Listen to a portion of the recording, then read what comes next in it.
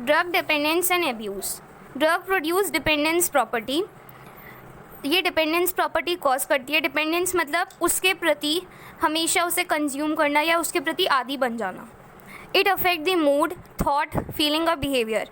अगर बॉडी के अंदर ड्रग डिपेंडेंस जैसी सिचुएशन हो जाती है तो हमारे मूड पर, थॉट्स पर, फीलिंग, बिहेवियर उन सब पे असर पड़ता है। Affect body stability in terms of physical, mental and emotional. हमारी बॉडी की स्टेबिलिटी भी बिगड़ जाती है। इन टर्म्स ऑफ फिजिकली हम डिस्टर्ब हो जाते हैं, मेंटली, इमोशनली हर तरीके से डिस्टर्ब हो जाते हैं। Drug dependency may lead to robbery, prostitution और any other anti social activity to support their habits. अगर ड्रग डिपेंडेंसी किसी भी पर्सन को हो जाती है तो उसे हमेशा वही ड्रग चाहिए, जिसके कारण अगर पैसे नहीं होते तो रॉबरी जैसी सिचुएशन, चोरी होती रहती है। एंटी सोशल एक्टिविटी बढ़ जाती है जो सोशली अनफिट है हमारे वातावरण के लिए। सो ऐसी क्रिमिनल एक्टिविटीज़ बढ़ जाती है बहुत ज़्यादा। इलीगल या illicit indulgence in drug is a criminal या dangerous activity and people are taking it for their economical benefit or use।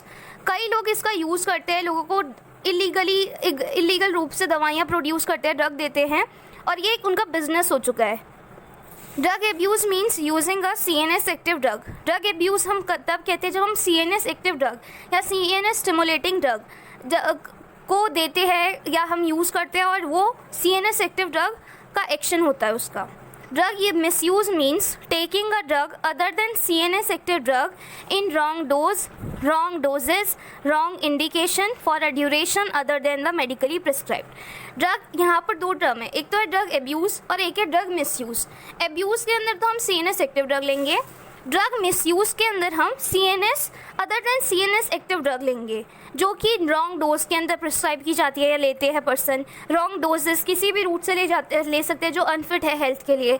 Wrong indication, doctor ने वो प्रिस्क्राइब ही नहीं किया है, उतनी डोज ही नहीं है, उतना टाइमिंग नहीं है, तभी भी पर्सन ले रहे हैं, जो कि सिंपली टर्म में जो मेडिकली प्रिस्क्राइब नहीं है, किसी भी फिजिशियन है, किसी भी मेडिकल प्रैक्टिशनर ने उसे प्रिस्क्राइब ही नहीं करा है, फिर भी पर्सन अपने यूज़ कर रहे हैं अपने हैबिट्स को फुलफिल करने के लिए, अपने डिज़ायर को फुलफिल करने के लिए। नेक्स्ट पॉइंट, ड्रग डिपेंडेंस का मतलब क्या होता है। Drug dependence is a person's physical state when he और she take drug continuously, repeatedly और periodically to meet its desire. Drug dependence का मतलब वो पर्सन जो अपने कॉन्टीन्यूसली उस ड्रग को ले जा रहा है, कोई हमें इफेक्ट भी नहीं मिल रहा है, मतलब डॉक्टर ने प्रिस्क्राइब भी नहीं किया, कुछ हम बीमार भी नहीं है, तभी भी लिए जा रहा है क्योंकि उसके प्रति डिपेंडेंस प्रोड्यूस हो चुकी है कि हाँ अगर ये हम नहीं लेंगे तो हमारी बॉडी जो है वो कमज़ोर हो जाएगी या हम अच्छे से बिहेव नहीं करेंगे। ऐसी कंडीशन में ड्रग डिपेंडेंसी होती है और ये ज़्यादातर ओल्ड एज पीपल्स में भी देखा जाता है। अगर घुटने का दर्द है तो दवाई जो है दर्द वाली लेनी ही लेनी है, चाहे दर्द हो या ना हो। So it may lead to death और harmful to the body. Drug dependency जो है बहुत हार्मफुल है हमारी बॉडी के लिए। It also affect social people also. दूसरों लोगों को भी बहुत ज़्यादा नुकसान होता है। अगर वो ड्रग ले रहे हैं जो कि CNS एक्टिव है, जिससे नशा भी होता है, तो वो सोशल पीपल के लिए बहुत ज़्यादा हानिकारक है, लोग उस पर्सन से परेशान हो जाते हैं। टॉलरेंस। टॉलरेंस का मतलब होता है कि उस ड्रग से का जो इफ़ेक्ट है ओरिजिनल डोज में वो कम दिख रहा है या कम हो रहा है हमारी बॉडी में। सो मिनिमम डोज के लिए हम क्या करते हैं कि क्वांटिटी को बढ़ा देते हैं ताकि वो जो टोटल इफ़ेक्ट है बॉडी के अंदर जो आ रहा था पहले वो फिर से आने लगे। So tolerance decrease response of a drug in their original dose. Response में कमी आ रही है, ड्रग के रिस्पॉन्स में कमी आ रही है ओरिजिनल डोज के अंदर। क्यों आ रही है कमी, क्यों ऐसा हो रहा है? ड्यू टू ड्रग डिपेंडेंसी के कारण। So taking a same drug, उसी ड्रग को हम ले रहे हैं लार्ज अमाउंट में। So taking a same drug in large amount to meet the same response, ताकि वो सेम रिस्पॉन्स आए जो हमें सेम इफेक्ट चाहिए, जो पुराना वाला इफेक्ट है वही शो हो। That is previously produced by a drug taking in their original form, original dose. जो पहले रिस्पॉन्स आ रहा है उसी को मीट करने के लिए हम अपनी डोज को बढ़ा रहे हैं। सपोज डेट अगर हम कोई ड्रग ले रहे हैं ओरिजिनली मतलब सबसे पहले हमने कोई ड्रग ली 500 mg की, बट ड्रग डिपेंडेंसी के बाद 1 साल के बाद वो जो इफ़ेक्ट आ रहा था, जो एनाल्जेसिक इफेक्ट हो, एंटीपायरेटिक इफेक्ट हो, इन्फ्लामेटरी इफेक्ट हो, कोई भी इफेक्ट जो जिसके लिए हम मेडिसिन ले रहे हैं, उसके 1 साल के बाद हमने देखा कि वो जो इफेक्ट है बॉडी के अंदर वो कम होता जा रहा है, मतलब जो इन्फ्लेमेटरी कंडीशन है वो ठीक नहीं हो पा रही है ठीक से। तो पर्सन क्या करता है कि उसकी डोज को बढ़ा देते हैं। सपोज डैट अगर हमने 500 mg की कोई भी ड्रग ली इनिशियली और 1 साल बाद हम उसे 650 कर दे रहे हैं या 700 कर दे रहे हैं, उसे बोलेंगे tolerance. So decrease response of a drug in their original dose due to drug dependency. So taking a same drug in large amount to meet the same response that is previously produced by a drug taking in their original dose. Tolerance जो है वो 3 type के होते हैं, metabolic tolerance, behaviour tolerance और functional tolerance. Metabolic tolerance develop due to increased disposition of a drug lead to chronic use. Disposition का मतलब स्वभाव, पर्सन का स्वभाव, ऐसा माइंडसेट बन गया है कि ज़्यादा डोज लेंगे तभी वो ठीक हो पाएगा, उसे बोलेंगे मेटाबॉलिक टॉलरेंस। बिहेवियर टॉलरेंस के अंदर हम कमी की पूर्ति करते हैं, जो भी हमारी बॉडी में कमियां आ रही है, जैसे ठीक से इफेक्ट नहीं आ पा रहा है, उसकी हम कमी करते हैं। फंक्शनल टॉलरेंस के अंदर रिसेप्टर, एंजाइम और मेम्ब्रेन एक्शन जो है वो कम हो जाता है। Now physical dependence is taking a drug repeatedly और सो मच। फिजिकल डिपेंडेंस का मतलब हम ड्रग को बहुत ज़्यादा कंज्यूम कर रहे हैं, रिपीटली कंज्यूम कर रहे हैं, कॉन्टीन्यूसली लेते जा रहे हैं। So physical dependence is taking a drug repeatedly और so much that it may lead to habituation or lead to change in the physiological state so that continue intake of a drug become necessary to avoid development of withdrawal or abstinence syndrome। Physical dependence के अंदर हम continuously drug लेते जा रहे हैं। अब एक ऐसी कंडीशन आ चुकी है जिसके अंदर उसको रोकना, मतलब उस ड्रग का यूज़ करना अब बंद करना पड़ेगा, ताकि जो एब्स्टिनेंस सिंड्रोम और विड्रॉवल सिंड्रोम ना दिखे। एब्स्टिनेंस का मतलब होता है संयम करना या इंडल्जेंस हो जानी उसमें, जैसे कि अल्कोहल में इंडल्जेंस हो जाती है, रोज रोज लेंगे तो इंडल्जेंस हो सकती है। सो फिजिकल डिपेंडेंस के अंदर उसका रोकथाम बहुत ज़्यादा ज़रूरी है। नाउ फिजिकल डिपेंडेंस को न्यूरो एडेप्टेशन भी बोलते हैं। So neuro adaptation is the substitute for physical dependence. Example of CNS stimulant जैसे कि कैफीन, एम्फेटामिन, मॉर्फिन, और जैसे क्लोरप्रोमाजीन जो है वो एक anticholinergic, dopaminergic, beta adrenergic blocker है। CNS डिप्रेसेंट की एग्जांपल है alcohol, barbiturate, anaesthetic, benzodiazepine. Now the term comes cross dependence. Cross dependence का मतलब होता है कि हम एक ड्रग को कंज्यूम कर रहे हैं, फिर हमने कुछ दिनों बाद दूसरी ड्रग को कंज्यूम करने लग गए, तो उसका जो इफ़ेक्ट होता है वो कम हो जाता है। अब आता है term cross dependence. Cross dependence का मतलब होता है एक ड्रग दूसरी ड्रग की डिपेंडेंस को ख़त्म कर देता है। मतलब अगर हम एक ड्रग यूज़ कर रहे हैं, कंज्यूम कर रहे हैं, कुछ दिनों बाद हम दूसरी ड्रग कंज्यूम करने लग गए, तो जो फर्स्ट ड्रग की एडिक्शन है वो कम हो जाएगी और सेकेंड ड्रग की एडिक्शन बढ़ जाएगी। So cross dependence when the old addiction, जो पुरानी एडिक्शन है, is replaced with the new addiction या न्यू वन। अब नई वाली ड्रग की एडिक्शन लग चुकी है। So when the old addiction is replaced with the new one. और दूसरी डेफिनेशन है एबिलिटी ऑफ वन ड्रग, एक ड्रग की वो एबिलिटी कि वो सप्रेस कर रही है the manifestation of physical dependence and to maintain the physically dependent state produced by another drug. वो खुद की तो जो दूसरी ड्रग है वो या कह ले जो खुद की डिपेंडेंस है वो तो प्रोड्यूस कर रही है, बट जो हम पहले कंज्यूम करते थे उसकी डिपेंडेंस को कम कर रही है। ज़्यादातर ये प्रिस्क्रिप्शन वाली ड्रग या OTC ड्रग से भी हो सकता है क्रॉस डिपेंडेंस। अब क्रॉस डिपेंडेंस की एग्जांपल देखते हैं। ज़्यादातर सेडेटिव, हिप्नोटिक भी एग्जिबिट करते हैं cross dependence amongst each other और दूसरों के साथ भी, जैसे कि CNS डिप्रेसेंट ड्रग के साथ अल्कोहल, बार्बिट्यूरेट, एनास्थेटिक, बेंजोडाइजेपाइन, इनके साथ भी क्रॉस डिपेंडेंस शो करते हैं। एक एग्जांपल है ओपियोइड रिसेप्टर क्रॉस डिपेंडेंस का। सबसे पहले ओपियोइड रिसेप्टर जो होता है वो 5 टाइप्स के होते हैं, म्यू ओपियोइड रिसेप्टर, कापा और सिग्मा एंड डेल्टा। ये होते हैं 4 ओपियोइड रिसेप्टर्स। अब एग्जांपल देखते हैं ओपियोइड रिसेप्टर का। हमने एक ड्रग ली जिसका जो या कंज्यूम करी एक ड्रग जो कि है प्योर म्यू एगोनिस्ट। एग्जाम्पल है फेंटानल। फेंटानल जो है सप्रेस हो जाएगा मॉर्फिन से। मॉर्फिन एक लेस स्पेसिफिक एगोनिस्ट है। सो सबसे पहले अगर कोई पेशेंट फेंटानल कंज्यूम कर रहा है बहुत दिनों तक और उसकी जो है डिपेंडेंस भी लग चुकी है, फिजिकल डिपेंडेंस भी बॉडी में हो चुकी है, और उसके बाद वो पर्सन जो है स्टार्ट कर देता है मॉर्फिन लेना। मॉर्फिन जो है वो फेंटानल की विड्रॉवल को कम करेगा, जो सिम्टम्स है उनको कम करेगा, और मॉर्फिन एक लेस स्पेसिफिक एगोनिस्ट है। उसी प्रकार अगर हमें मॉर्फिन की डिपेंडेंस को कम करना है तो उसके लिए हमें प्योर ओपियोइड एगोनिस्ट देना पड़ेगा, जैसे कि मीथाडोन, हीरोइन, ऑक्सीकोडोन, हाइड्रोकोडोन, ये सब। अब देखते हैं कॉमनली एब्यूज्ड ड्रग की कैटेगरीज। कौन कौन सी कैटेगरी है जो जनरली एब्यूज़ में लाई जाती है या इनका मिसयूज़ होता है, जैसे कि ओपियोइड कैटेगरी की drugs, CNS depressant drugs, cannabinoid, nicotine, tobacco, inhalant, psychedelics, psychostimulant, arylcyclohexylamine. इन सब का यूज़ जो है वो मिसयूज़ की तरह या एब्यूज़ ड्रग की तरह यूज़ होता है।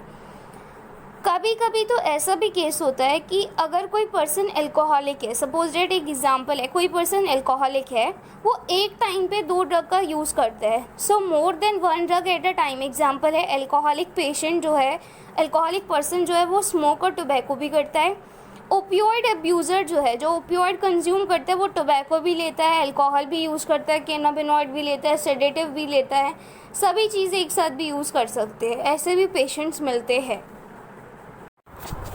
सीएनएस स्टिमुलेटिंग ड्रग के अंदर सबसे पहले आता है caffeine.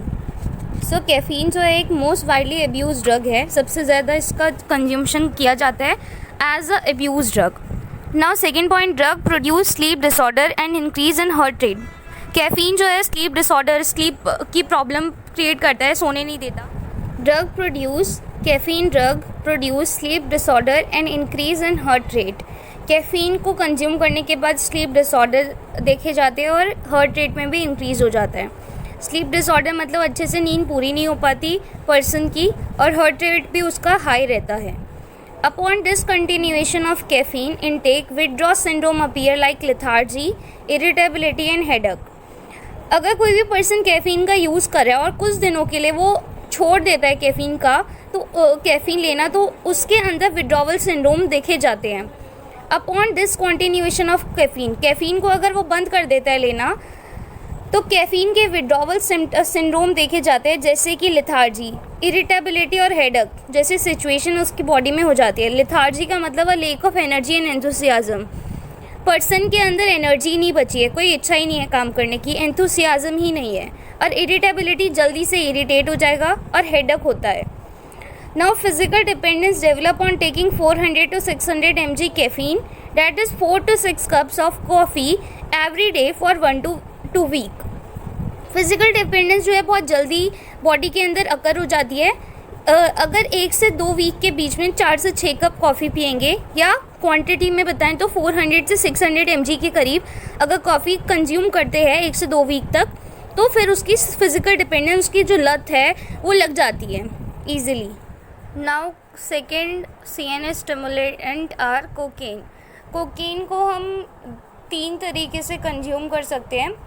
First, by chewing the leaves of the coca plant. Coca plant की जो लीव्स है उनको चुई करके, चबाकर। And second, by the use of injection of cocaine salt, directly injection body के अंदर ब्लड वेसल्स के अंदर डालकर। And by inhalation snuffing, nose के थ्रू इन्हलेशन का यूज़ करके। नाउ कोकेन जो है वो एक लोकल एनास्थेटिक है, जिसमें टॉपिकल एनास्थेटिक है। And third point, it is used as a topical anaesthetic in eye surgery के अंदर ये टॉपिकल एनास्थेटिक की तरह यूज़ होता है। ये कोकेन सेक्सुअल इंटरेस्ट को भी बढ़ाता है, increase sexual interest desire. Now third CNS stimulant are amphetamine. Amphetamine include जैसे कि dextroamphetamine, methamphetamine, methylphenidate, DOM, DOMS2,5-डायमिथॉक्सी-4-methyl amphetamine and STP। Amphetamine category के अंदर ये सारी ड्रग्स आती हैं। एम्फेटामिन से ही रिलेटेड एक ऐसा प्लांट होता है जिसके अंदर एम्फेटामिन की ही क्वालिटी होती है, जैसे अ क्लोजली रिलेटेड नेचुरल एल्कलॉइड जिसका नाम है कैथीनॉन। कैथीनॉन एक एल्कलॉइड है जो कि हमें मिलता है कैथा एडुलिस की प्लांट की लीफ से, और इसके सिमिलर इफ़ेक्ट्स होते हैं एम्फेटामिन की तरह। So a closely related natural alkaloid cathinone obtained from the leaf of Catha edulis has effects very similar to those of amphetamine. Now the leaf of this plant is chewed to obtain the effect. अब इसे consume हम चुई करके करते हैं। Amphetamine जो है produce करता है यूफोरिया। यूफोरिया मतलब अच्छी feeling, good feeling, sense of increased self esteem, mental और फिजिकल कैपेसिटी को भी इंक्रीज करता है। नाउ एक और एम्फेटामिन की प्रॉपर्टी है कि एम्फेटामिन जो है स्लीप को और एपेटाइट को डिक्रीज करता है, क्योंकि ये सीएनएस स्टिमुलेंट ड्रग के अंदर आता है, ना कि सीएनएस डिप्रेसेंट में। अगर कोई भी ड्रग सीएनएस डिप्रेसेंट होगा तो वो नींद दिलाएगा, और अगर स्टिमुलेटिंग होगा तो नींद जो है नहीं आएगी। इसके कुछ डिसइफेक्ट या एडवर्स इफेक्ट्स भी होते हैं, जैसे कि साइकोटॉक्सिक इफेक्ट, एंग्जाइटी पर्सन में हो जाती है, पैरानोया और toxic paranoid syndrome.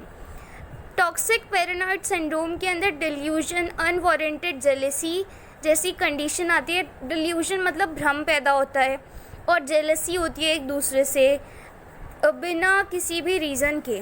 Visual hallucination, hallucination मतलब हमें कोई चीज़ दिख रही है जो हमारे मन में है बट वो असलियत में हमारे सामने नहीं है।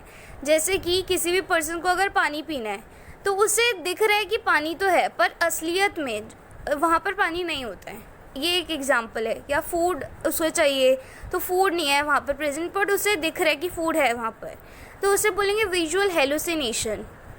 हाइपर विजिलेंस, हाइपर विजिलेंस मतलब होता है परसीव एन एक्सट्रीम थ्रेट, डरावनी सिचुएशन, कि हमें कहीं डर लग रहा है, डर वाली सिचुएशन है। सस्पिशियस मतलब संदेह होना। प्रोसिक्यूटरी फियर, डर लगना।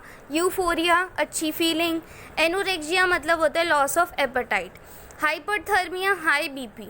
ये सारी कंडीशंस जो होती है या एडवर्स इफेक्ट हमें एम्फेटामिन और कोकेन दोनों के ही अंदर देखे जाते हैं। साथ में अगर हम एम्फेटामिन और कोकेन का यूज़ बंद कर देंगे, कंजम्पशन उसका बंद कर देंगे, तो विड्रॉवल सिम्टम्स आएंगे या सिंड्रोम आएंगे। जैसे कि विड्रॉवल सिम्टम्स और सिंड्रोम कब आते हैं? सिजेशन ऑफ कोकेन और एम्फेटामिन फॉर फ्यू डेज, कुछ दिनों के लिए उन ड्रग को लेना बंद कर दिया, तब विड्रॉवल सिंड्रोम आने लगेंगे। जैसे कि डिप्रेशन होने लगेगा, क्योंकि एम्फेटामिन और कोकेन जो है वो स्टिमुलेटिंग ड्रग है, तो स्टिमुलेटिंग अगर बंद कर देंगे तो उल्टा इफेक्ट दिखेगा, डिप्रेशन हो जाएगा। एंग्जाइटी होगी पर्सन में, उसके लिए चाह होगी कि वो कब मिलेगा कब नहीं मिलेगा। जैसे कई पर्सन को चाय की लत होती है, उसी तरीके से ये जो कंज्यूम करते हैं कोकेन, एम्फेटामिन जैसी नार्कोटिक ड्रग्स, उन्हें उसकी क्रेविंग भी होती है। क्रेविंग का मतलब होता है एक पावरफुल डिज़ायर फॉर समथिंग, उसके प्रति बहुत ज़्यादा इच्छा है कि कब मिलेगा वो सामान, हमें क्रेविंग होती है। और जनरल फटीग, फटीग मतलब थकान। एंड नीड फॉर स्लीप, और स्लीप की भी ज़रूरत होती है।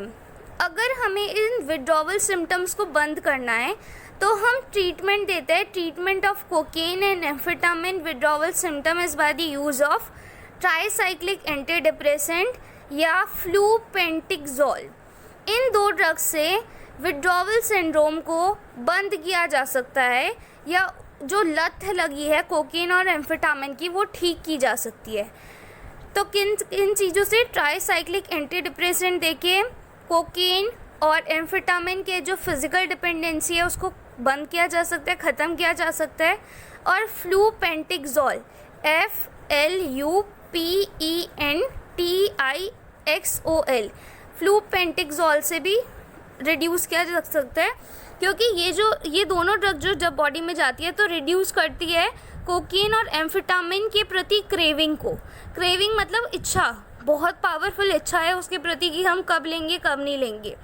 बट अगर जब हमें फिज़िकल डिपेंडेंसी को बंद करना है तो उसका यूज़ भी हमें बंद करना पड़ेगा, सिजेशन होगा उसके यूज़ का। निकोटिन एंड टोबैको, 3 तरीके से हम ले सकते हैं। Tobacco is consumed in many ways like cigarette, smoking, smokeless tobacco जैसे कि स्नफ़ के फॉर्म में, और चुई करके टोबैको को तंबाकू, शिखर, ऐसे करके हम टोबैको का कंज्यूमशन कर सकते हैं। टोबैको जो है वो हमें निकोटियाना टोबैकम प्लांट से मिलता है। निकोटियाना टोबैकम प्लांट का नाम जीन निकोट के नाम पर रखा गया। जीन निकोट एक पर्सन थे जिन्होंने प्रमोट किया टोबैको के कल्टीवेशन को। उन्हें लगा कि ये मेडिसिनल यूज़फुल है, मेडिसिनली बहुत ज़्यादा यूज़फुल है ये। Fourth point, more than 4000 compounds are generated by burning of tobacco. Tobacco को बर्न करके 4000 से ज़्यादा कंपाउंड, उसमें गैशियस कंपोनेंट भी आते हैं और पर्टिकुलेट कंपोनेंट भी आते हैं। जैसे कि एग्जांपल है अब गैशियस कंपोनेंट या गैशियस फेज का, जब हम टोबैको को बर्न करते हैं तो CO2 carbon dioxide, CO carbon monoxide, nitrogen oxide, hydrogen cyanide, ammonia, volatile sulphur, nitrile, nitrosamine, aldehyde, ketone जैसे गैशियस कंपोनेंट हमें मिलते हैं। और पार्टिकुलेट फेज के अंदर हमें निकोटिन, तार और वाटर मिलता है। निकोटिन एक पॉलीसाइक्लिक एरोमेटिक हाइड्रोकार्बन है। ये कार्सिनोजेनिक भी है। कार्सिनोजेनिक मतलब कैंसर कॉज कराता है।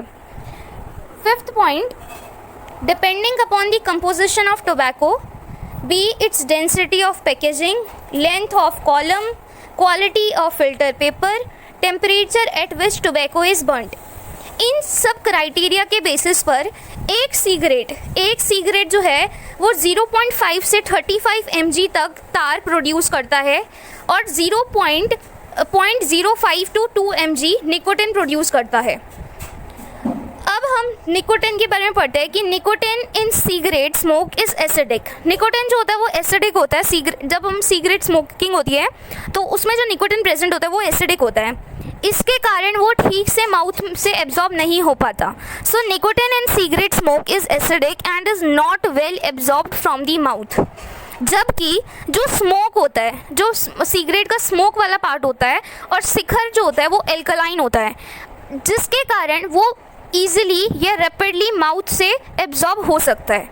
So whereas the smoke cigar is alkaline and is better absorbed from the mouth. कुछ निकोटिन के बारे में पढ़ते हैं कि निकोटिन जो है वो माइन्यूट पार्टिकल ऑफ तार के ऊपर सस्पेंड हो जाता है, चिपक जाता है और उसके बाद वो रैपिडली एब्जॉर्ब हो जाता है from the lungs. So nicotine in cigarette smoke is suspended on the minute particle of tar and is rapidly absorbed from the lungs. ये पॉइंट इंपॉर्टेंट है कि निकोटिन जो होता है वो एसिडिक होता है, जिसके कारण वो माउथ से इजीली एब्जॉर्बेबल नहीं होता है। बट स्मोक और शिखर की बात करें तो वो एल्कलाइन होता है और वो ईजिली माउथ से एब्जॉर्ब हो जाता है। सो इसका मतलब क्या हुआ कि निकोटिन हमारे लंग्स के थ्रू, एयरवेज के थ्रू या ट्रेकिया के थ्रू हमारी बॉडी में जाता है और शिखर और स्मोक जो है वो हमारे माउथ के थ्रू बॉडी में जाता है। Next, nicotine reaches the brain in about 8 second after inhalation. Nicotine बहुत जल्दी ब्रेन के पास चला जाता है 8 सेकेंड आफ्टर इनहेलेशन। जैसे इनहेल किया पर्सन ने, उसके 8 सेकेंड के बाद वो ब्रेन तक पहुंच जाता है। ब्रेन के पास पहुंचने के बाद उसका कोई कार्डियोवास्कुलर इफेक्ट नहीं होता, कोई फार्माकोलॉजिकल इफेक्ट नहीं है, बट वो बॉडी के अंदर जाकर मेटाबोलाइज ज़रूर होता है। अब हम निकोटिन के कुछ इफेक्ट पढ़ लेते हैं। निकोटिन जो है वो एक CNS स्टिमुलेंट है। हैंड के ट्रिमर को इंक्रीज़ करता है। ट्रिमर मतलब शेकिंग टाइप में, हाथ की जो शेकिंग होती है वो इंक्रीज़ हो जाती है। EEG के अंदर जो पैटर्न होता है वो अल्टर करता है बहुत ज़्यादा। डिक्रीज़ दी स्केलेटल मसल टोन में डिक्रीज़ होता है, जिसके कारण हैंड ट्रिमर भी होता है, ये इससे रिलेटेड है। रिड्यूस एग्रेशन, गुस्से को कम करता है। वेट लॉस या हम कह सकते हैं डिक्रीज वेट गेन, पर्सन जो है वो वेट गेन नहीं कर पाता है, वजन अपना बढ़ा नहीं पाता है, या तो कम ही होगा पर बढ़ा नहीं पाएगा। लॉस ऑफ एपेटाइट ठीक से भोजन जो है पच ही नहीं रहा है। नोजिया, वॉमिटिंग जैसी कंडीशन देखी जाती है अगर फर्स्ट टाइम कोई कंज्यूम करता है टोबैको को। इसमें लंग कैंसर जैसी संभावनाएं भी होती है। Coronary heart disease, increase blood pressure, pulse rate increase हो जाता है और प्लाज्मा कंसंट्रेशन भी इंक्रीज हो जाती है। फैसिलिटेशन ऑफ मेमोरी और अटेंशन, मेमोरी अटेंशन ज़रूर बढ़ जाती है इसमें, क्योंकि ये CNS स्टिमुलेटिंग है, ना कि डिप्रेशन, स्टिमुलेट कर देता है। अब कुछ हम डिसएडवांटेजेस पढ़ते हैं, विड्रॉवल डिसएडवांटेजेस ऑफ निकोटिन, या जिसे हम कहेंगे विड्रॉवल सिम्टम्स, जैसे nausea, craving, irritability, impatience, anxiety, restlessness, drowsiness, headache, increase in appetite, sleep disturbance. अगर कई सालों तक कोई भी पर्सन यूज़ करता है और फिर उसने बंद कर दिया तो ऐसी कंडीशंस ज़रूर हो सकती है। उसके प्रति क्रेविंग होगी कि कब वो मिलेगा, थोड़े दिनों तक क्रेविंग होती रहती है, एंग्जाइटी बढ़ेगी, ड्राउजीनेस जैसी फीलिंग, हेडेक, सर में दर्द होगा, स्लीप में डिस्टर्बेंस भी आ सकते हैं। कॉग्निटिव इम्पेयरमेंट के अंदर अगर हम देखें तो decrease short term memory, decrease performance, psychomotor performance में डिक्रीज दिखता है। अगर हम ट्रीटमेंट की बात करें कि जो लत है टोबैको की, निकोटिन की, वो कैसे हटाई जा सकती है। So withdrawal symptoms can be suppressed to come some extent by using nicotine gums, transdermal nicotine patches, nasal spray और क्लोनिडीन। इन 4 चीज़ों से जो विड्रॉवल सिम्टम है उसको हम ट्रीट कर सकते हैं। निकोटिन गम देकर, ट्रांसडर्मल निकोटिन पैचेस लगाकर, नेजल स्प्रे देकर और क्लोनिडीन एक ड्रग जो कि बहुत ज़्यादा उसका फ़ायदा देखा गया है विड्रॉवल सिम्टम को ट्रीट करने में।